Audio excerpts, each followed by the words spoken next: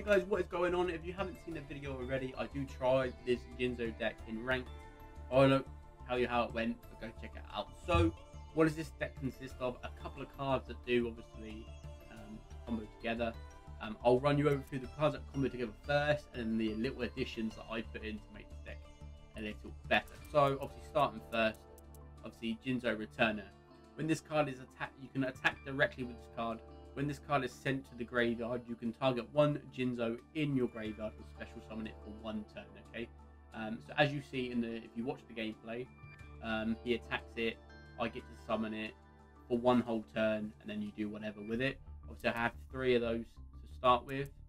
Jinzo Jector, okay? So what you can tribute this card, add one Jinzo monster from your hand, except Jinzo Jector, and reveal all spell and trap cards, okay? So what you do is you play this card on the field, you tribute it, and if they've got any, you get to reveal all their spell and trap cards, so you get to see them all.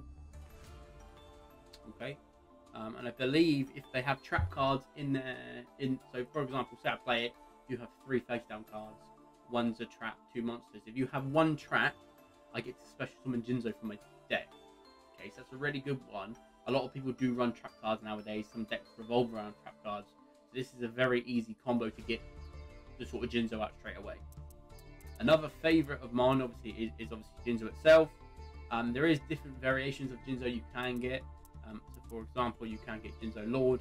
So obviously if they have faced up trap cards, they take 300 damage, but I don't really normally run these because obviously Jinzo negates effects anyway. What else do we have? So this one, Law of Cosmos. Basically what you do is you activate it, you allow your opponent to take 1 trap card from their deck or hand or set it to the field. Sometimes people would do that without reading, and if they do that, you're allowed to special summon 1 Jinzo monster from your deck again. That's pretty much what you do. As you saw in the gameplay before me, the guys pick Mirror Force, put it face down, and it allows me to special summon a Jinzo straight from the get-go. Obviously they can't activate any trap cards while Jinzo's on the field, so that's what it's good for.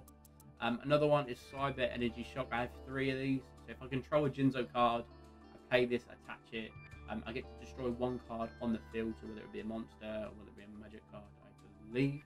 And then you can also add 800 attack points to a Jinzo. So I do have 3 of those. Obviously, Everlasting Alloy, used basically to stop monster effect cards on my Jinzos. And then Psychic Wave, basically what you do is you send 1 Jinzo from your hand to your deck, from your graveyard, inflict 600 damage, and then you can then just banish it and get it back together.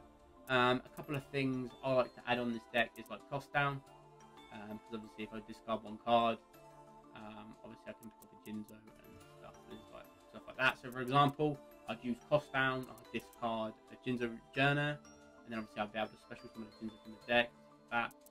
Some cards, extras that I put in here for just fun. I put all the barrel dragons in. I was getting beat by a guy that was using like the coin toss flip game. So obviously put those in, barrel dragon in, and that one in. Apprentice Illusion, basically you discard 1 card from your hand, and you can special summon this card in attack mode, defense mode. So obviously I would combo these with obviously the Jinzo Returner as well, because obviously then I'll be able to get another Jinzo to the field. Complete 7 is a 700 attack point boost on Jinzo or defense, and Rush Rector stays the same again because Jinzo isn't the highest attacking monster ever. So for example, spoiler alert if you've not seen the previous video, I did have gameplay for someone that's currently running a Blue Eyes White Dragon deck, and obviously I'm 600 points off the actual attack points that I needed. I do like using the Physical Bounder. What it does basically, I can summon this, you can add a Jinzo or a spell and trap card to your hand. If you attack, for example, so I have this on the field and maybe a Jinzo Returner, and I don't want it to die, I can negate the attack and reflect it off something else. But apart from that, yeah, this deck is good, but obviously it's not meta tier. Obviously Apprentice Piper is good. I run this on pretty much the majority of my decks. So obviously what you do is flip, and you can special summon 1 monster card from your hand. If this card is destroyed by battle, you can also special summon another monster, okay? So for example, so I put this face down, you attack it and destroy it, I get to then special summon 2 monsters, okay? Any summon, so I could summon 2 Jinzos, bang, straight off the start.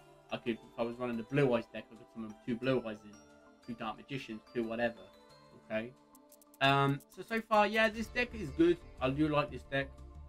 It was more fun than seriously ranked play, because it is just a fun deck. But like I say, Jinzo is probably one of my favourite cards of all time in the series as well.